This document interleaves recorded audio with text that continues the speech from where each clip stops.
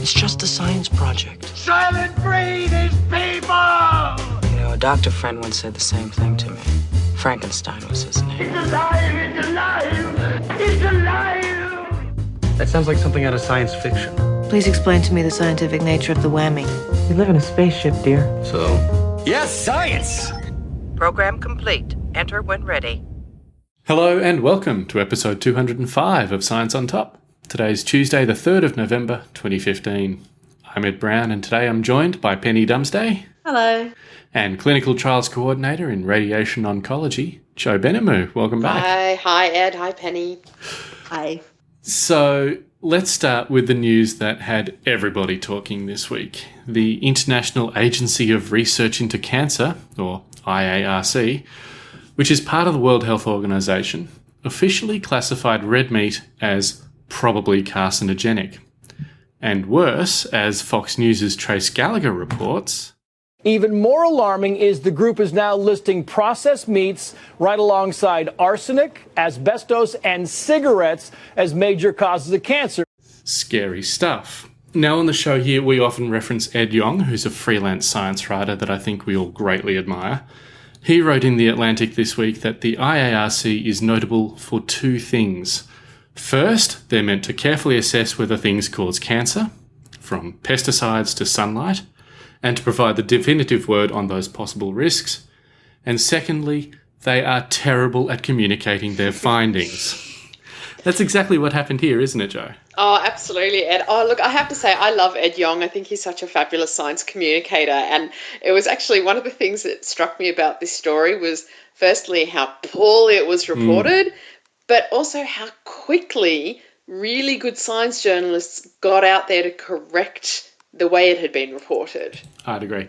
In fact, I think what it tells me is that people really, really care about bacon. I was horrified because I only read the headlines and I was like, oh, we just bought a barbecue. What have I done? And I just got a brand new recipe for bacon jam. And I love meat. I am quite serious, and plus, you know, if I don't make the bacon jam for Ed, I'll be in serious trouble. So absolutely, you will not be forgiven. So no, look, it was really poorly reported. But the thing is that it's an issue that every time they come out with a new classification like this, they repeatedly miscommunicate it. And you know, as Ed Yong put it, the thing is that the way these classifications work is that they're actually meant to talk about the strength of the evidence rather than the actual danger of the substance. So, for example, we now know that the evidence for the fact that meat as a cancer-causing substance is incredibly strong. It's strong enough for us to be able to put it in the same category as cigarette smoking and so on, because we know in terms of the data that there is very good data to show that there is a link, there is a causal effect. Mm-hmm. But it doesn't actually say anything about the degree of risk. It doesn't mean that if you eat meat, your chance of getting cancer is going to go up to say 100%. You will get cancer if you eat meat. It's talking about the fact that we now have a strong scientific basis for saying that there is a risk that you will get cancer, for example, bowel cancer, from eating red meat. The ordinary risk in the average human being is, say, 7%, 8%. And what it fails to convey is the difference between the absolute and the relative risk. So the fact that, okay, if you eat a lot of processed meat, your risk of getting bowel cancer is going to go up by, say, 18%. And it's not that it's going to go up from, say, 7% to 35%. It's going to go up 18% of 7%. So, in fact, your risk will go up to, say, 8.5%. My maths is horrendous, but that's close enough. Well, I've got the actual figures here. If you eat 50 grams of processed meat every day, your risk for colorectal cancer increases by 18% of 5%. That's exactly it. So 5%. your total risk is 5.9%. Exactly. So, and that's very different when you're looking at something like cigarette smoking, where, a lifetime smoker has a much higher risk of contracting cancer than a non-smoker.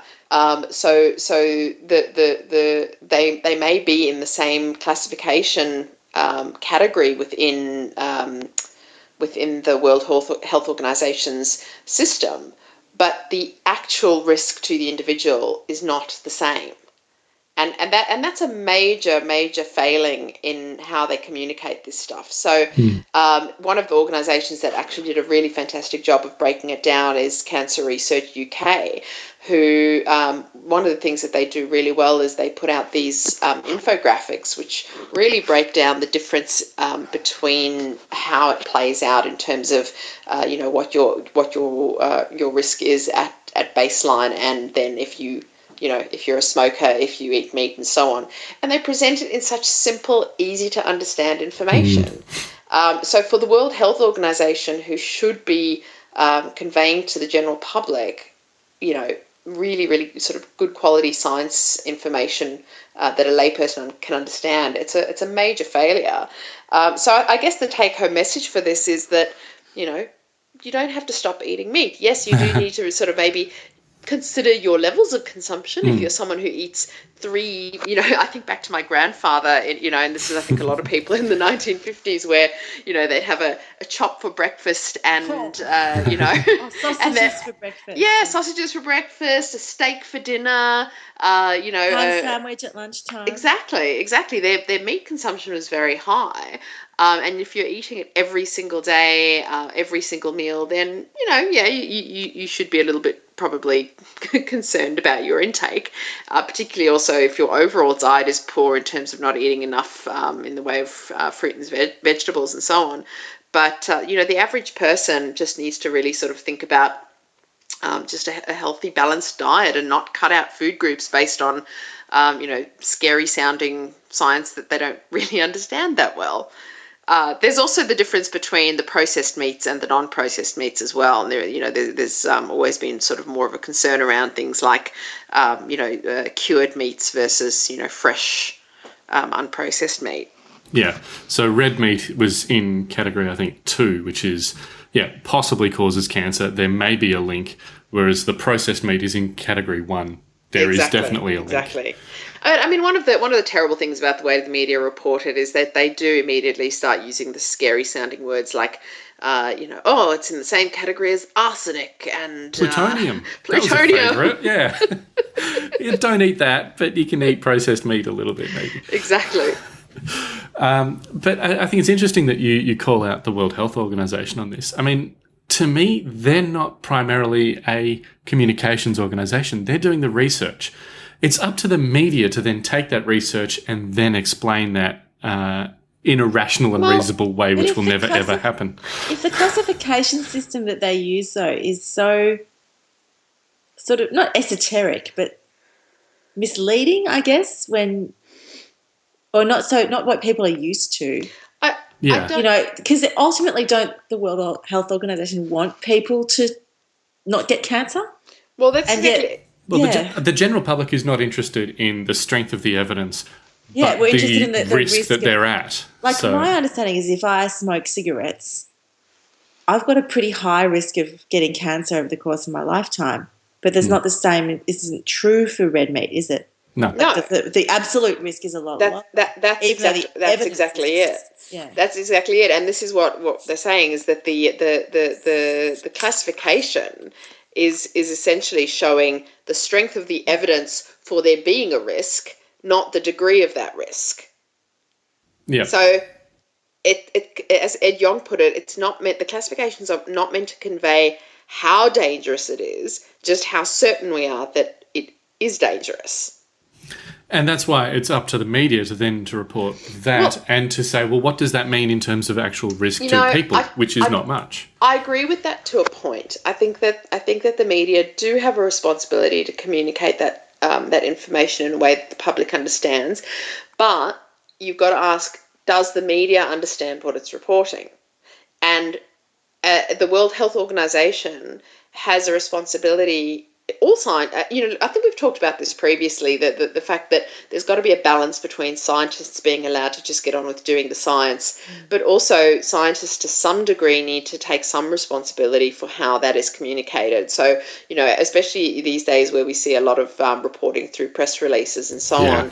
And in fact, actually, there was a fantastic talk at the Australian Skeptics National Convention just about 2 weeks ago now from Signa Kane, who is a science journalist, and she gave a really fantastic presentation about the media and about how where the responsibility for the media lies in reporting, and how we can help the media to report better on science. So I think that it's kind of it's a two-way street. I think there is a partial responsibility for an organisation like the World Health Organization to say, yep, the media's got to do their job and they are responsible for the communication side of things. But for some, the World Health Organization doesn't just do research. They actually, they've got a huge number of international programs in terms of public health and so on. So there certainly should be. I imagine there's something that's not happening there in terms of, their recognition of the fact that there's a problem. I mean, you look at how they handled the issue around mobile phones causing cancer. Yes, exactly. I mean, that was another complete debacle. So it's the exact same situation almost to this. Identical situation. So at some point you would think that they would reflect on how something like that has played out and say, okay, look, we're providing this information. I mean, surely they must sit there kind of, throwing their hands up in the air when they see how it's being reported and saying, oh, no, that's not how it is at all. You've completely gotten this wrong. And then you would think that someone would then, a team of people would then sit down and say, well, hang on, this is what happened the last time we did this. How are we going to make sure this doesn't happen again? So if Cancer Research UK can do it, the World Health Organization can do it. Fair point. Yeah, I agree. And also it's a little bit pointless, I guess, to try and spread the blame or to nitpick who's at fault when it's everyone's at fault. No, really. it is many absolutely, people in the and media. that's why it's the World Health Organization. Exactly, and that's why I'm saying it's a two-way street. There's a lot of responsibility, but I think that they are the source of the information, so they do need to really sort of, I think, sit down and look at how what they're doing is being communicated. Yeah. Yeah, you don't need to return the barbecue, Penny. I think you're safe for the moment. And also, when it comes to diet, I think this is further indication that Michael Pollan had it right when he said the 7 magic words are eat food, mostly plants, not too much. That's a pretty good golden rule when it comes to food. Yeah, one of the articles said, I don't think the fact that hot dogs are not good for you is news. And nor is it going to stop people eating them. No. To the deep sea now and electric eels. Penny, Dr. Kenneth Catania, is a professor of biological sciences at Vanderbilt University, and he's been doing some fascinating research into electric eels. Just recently, he published a paper showing that the eels don't just give any old shock to their prey, but they wrap their bodies around to deliver a, quote, killer sleeper hold. That's pretty cool. What's going on there? Yeah, it's actually really cool. I didn't know much about electric eels. In fact, they're a kind of fish. A knife fish. Yeah, a knife fish. So not what we'd think of as a normal eel anyway. And basically 80% of its body has these modified muscles that produce electrical shocks, electrical discharges. So it's been described as a battery. And it's got all of its organs squished up in its head. It's positive at the head and negative at the end. So usually it attacks with the head end and there's just that electric field there. But what's been predicted and what Catania found is that if the eel curls its tail around, it can deliver twice the shock, but without any extra sort of metabolic effort. And it's looking at eels chasing things. Or catching things, I should say. It's actually quite cool because apparently when they're dealing with a struggling prey, that's when they're more likely to curl around and give that double shock. And he found this out by his own hand. So he was feeding one of the eels with rubber gloves on, and it held on tight to his hand. So I think these eels are quite tenacious. Well, it's their food. It's dinner. Their food, dinner. And I think something that I found really interesting about reading about this research is that we actually don't know very much about eels and how they live in the wild. And essentially, apparently in captivity, they're basically just given, goldfish to eat. So, and we don't really know what their wild diet is and what kind of prey they're having to contend against. So apparently in the Amazon, there's lots of armored fish or prey that might have evolved defenses against these eels. And he gives the quote, "I saw this very large eel curl around a crayfish and just shock the heck out of it for a minute." And he says you can't help but watch that and wonder what's going on in the Amazon. Because a crayfish, if you think about what a crayfish is, it's a suit of armour. It is. It's just... But what I thought was interesting is what the electricity actually does to the prey as well, which I guess is not part of this research, but I don't know, I was new to me. Still interesting. Yeah. I sort of had assumed that the electric shock would kill the prey, but what it does is it essentially fatigues the muscles. So they can't swim away. They can't swim away. Yeah. Makes you feel like you've been through the longest full-body workout of your life. And the last.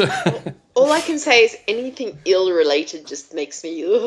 I blame the Princess Bride. Yes. The shrieking eels. Just wait. They always grow louder when they're about to feed on human flesh.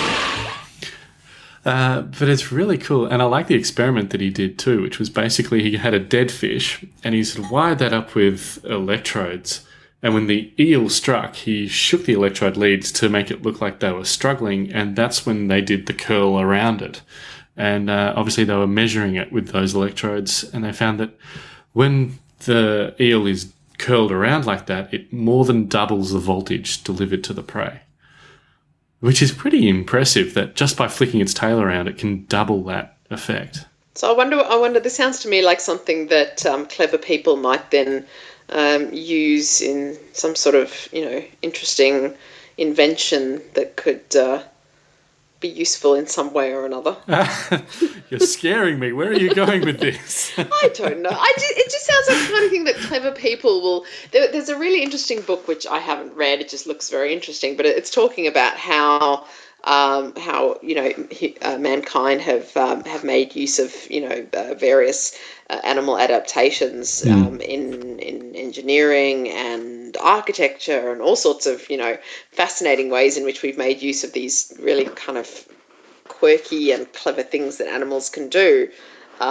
This seems like one of those. The eel just sounds like one of those things where some clever person's gonna invent some. Like iPod charger. Yes! Oh, thank you, because all I was thinking of clever people developing ways to give bigger electric shocks to other people, and I'm glad you went with iPhone charger. This is probably more about I don't know, something my brain's going to, unethical psychology experiments. Maybe I'm just really materialistic. No, that's much better than what I was thinking of, so thank you. I'm a peaceful person, Ed. Yes. Okay. Back to cancer. The US Food and Drug Administration has just approved what it's calling a first-of-its-kind treatment to help combat skin cancer. Joe, it's a little surprising. It's herpes. Herpes, Joe. How does this work? Say it again, Ed. Herpes. Herpes. I never thought we'd all get so excited about herpes. So look, this is really interesting. The buzzword in oncology these days is immunotherapy. So harnessing the body's immune system in order to attack cancer cells. And the thing about this particular treatment is that it isn't only it hasn't only just come out. It actually was first trialled about 2 or 3 years ago now. But it's actually now gotten past phase 3 clinical trials, and the FDA has actually now approved it to be used. So what they've actually done is they've taken the herpes virus and they've modified it so that it can actually be used to stimulate the immune system to destroy various cancer cells. Now, you'll have to bear with me while I try and pronounce the name. It's called Telimagene laherparepvec. Good. Or, Very good. for short, TVEC. And I think that's the name we'll stick with. I think that's wise. Which will be sold under the brand name Imlogic, another equally unpronounceable name. Thank you, Amgen. Why would you do So the drug's been approved by the FDA for treating melanoma lesions, but specifically in the skin and lymph nodes. So it's not for treating melanoma when it's metastasized to bone or any other parts of the body. And as I said, they've actually genetically modified the herpes virus in order to stimulate certain effects. So what they've actually done is they've developed a new strain of the herpes virus to improve its tumor cell killing ability compared to other strains. And they've also deleted certain parts of the code in order to prevent the herpes simplex virus from infecting non-tumor cells and to actually enable that immune response. So essentially, it's injected into the tumor cell, and once it's inside the cancer, the virus then replicates and secretes something called GM-CSF until the cell essentially lyses or destroys. And what this does is it releases more viruses as well as these antigens. And that then stimulates the immune response, which can then travel out into the rest of the body and hopefully have a systemic effect whereby the body's T cells can then recognize and actually destroy any cancer cells that are circulating in the body, not just at the site of the cancer on the skin or in the lymph node. And it's been pretty effective so far. So as I said, it's gotten past phase 3 trials and it's now been approved for use. So they certainly have shown that it is very useful. But it'll be interesting to see applicability for other cancer types because melanoma is shown to be a particularly good target for immunotherapy, and different cancer types are more responsive to these than others. Sure. So I think they're now looking at targeting some other areas. I think I read somewhere that they had done some trials in head and neck cancers, which I don't think had really gone anywhere, but they're now looking at pancreatic and breast and so on. So it's going to be really interesting to see where this goes. As I said, immunotherapy is really very exciting because it's looking at harnessing the immune system itself to destroy the cancer cells. But in particular, I think one of the things that was very positive about this treatment is that the side effects for patients are quite minimal. In terms of a lot of the toxic effects that people experience from some of the chemotherapy drugs, something like this is very well tolerated and really is much like what you would see from an infection with the herpes virus. So, they might have some chills and fevers and just generally sort of feeling unwell. I like that it's drawing attention of the immune system to the cancer, because often cancer sort of cloaks itself from the immune system. Exactly. So if it can somehow break through that cloaking, that's terrific. Absolutely. I do wonder, though, it'll be interesting to see how well. I mean, look, certainly I think people are people who are looking for treatments for cancer are not going to be shying away from things, but it's also that ick factor that people have around things like the herpes virus, and it's interesting to sort of see how people respond to being treated in this way, and I wonder whether there'll be people who are a bit apprehensive about a treatment that uses something like the herpes virus. Joe, just wait till the anti-vax brigade hear about this. Cancer treatment has herpes in it. Oh no, I can see the memes now. Oh yeah. Well, I'm sure Meryl Dorry's going, well, if it's a choice between cancer or herpes, I choose that. Oh, God, no. Oh, dear. She's a worry. But no, that's fascinating. So we'll keep an eye on that because I'd be really interested to see how that goes over time. Absolutely. Okay. Well, I think that's our show. As usual, all the links are on the web at scienceontop.com/205. Please leave us a comment there or send us an email, feedback@scienceontop.com. And of course, Twitter, Facebook, all the social media stuff. Thanks for joining us, Jo. My pleasure. Is there anything you wanted to plug? Oh, look, as always, I'd love to remind people that they can have a look at the Friends of Science in Medicine website or our Facebook page, and Australian Skeptics, of course. They're my two pet things that I like to give a plug to. So look us up on Twitter or Facebook and see what we're up to. Do you want to give listeners just a quick run through of what Friends of Science in Medicine's about again?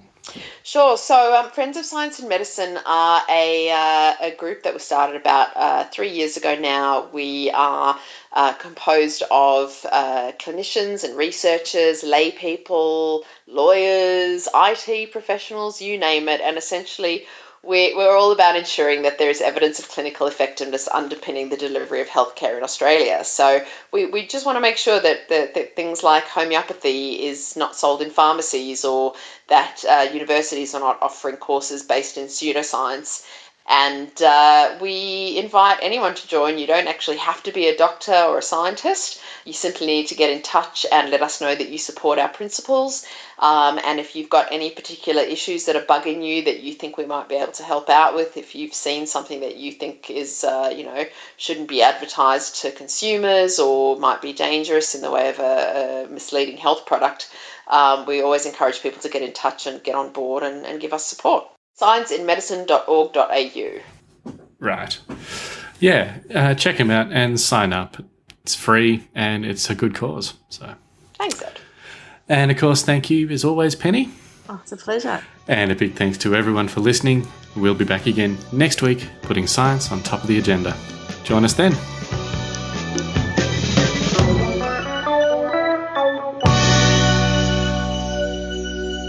She doesn't get eaten by the eels at this time. What? The eel doesn't get her. Now, I'm explaining to you because you look nervous. I wasn't nervous. Well, maybe I was a little bit concerned, but that's not the same thing. Because we can stop now if you want. No, you could read a little bit more if you want.